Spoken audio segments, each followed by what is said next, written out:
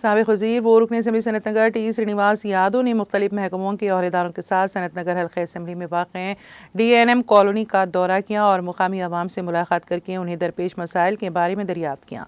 इस दौरान मुकामी आवाम ने टी श्रीनिवास यादव को बताया कि उनकी कॉलोनी में डाकुओं की टोली घूम रही हैं। ख़ास तौर पर सुबह 2 या 3 बजे के दरमियान लोग बाहर निकलने से घबरा रहे हैं, जिस पर उन्होंने सनत नगर CI श्रीनिवास को रात को लाजमी गश्त करने की हिदायत दी।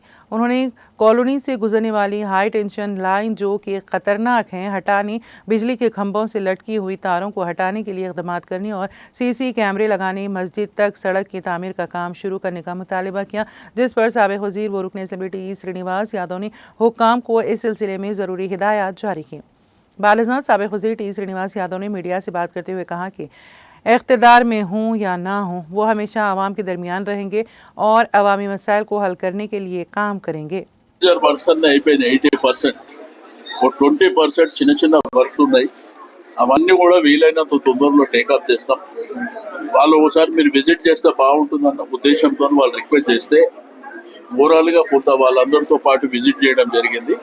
మీటింగ్ లో కూడా పెద్ద మనుషులందరూ కూడా ఫస్ట్ వాళ్ళు యంగ్స్టర్స్ అందరూ కూడా చెప్పారు.